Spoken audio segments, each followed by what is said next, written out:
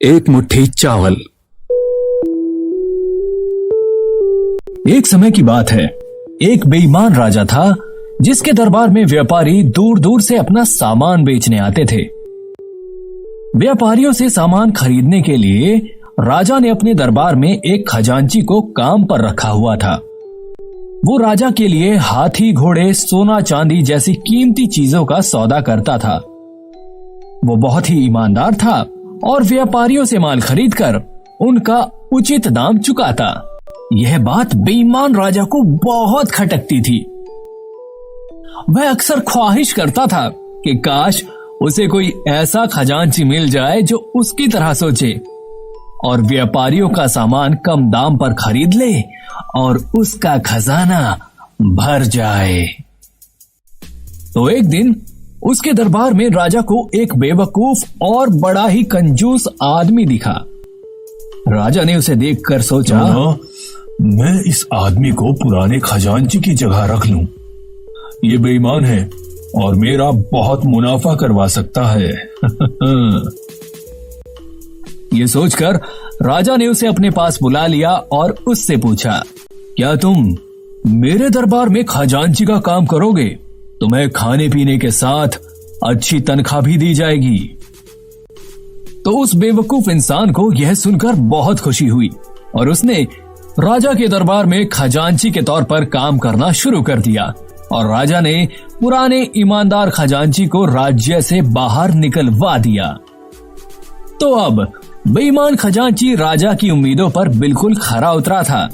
उसे किसी भी चीज का दाम तो नहीं मालूम था, तो जब भी कोई व्यापारी राजा के दरबार में सामान बेचने आता, वह औने पौने दाम बताकर व्यापारियों से सामान खरीद लेता और व्यापारियों को राजा के हुक्म पर मजबूरन सामान बेचना पड़ता।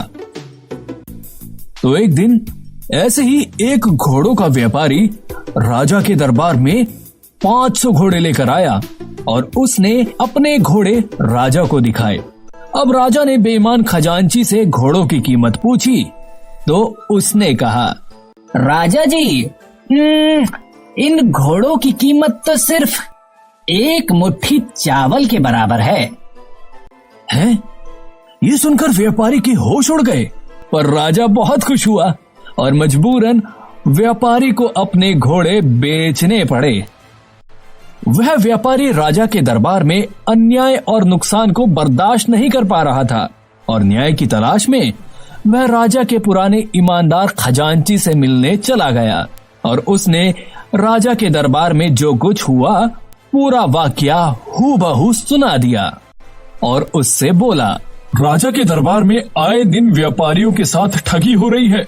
आप ही बताओ हम क्या करें?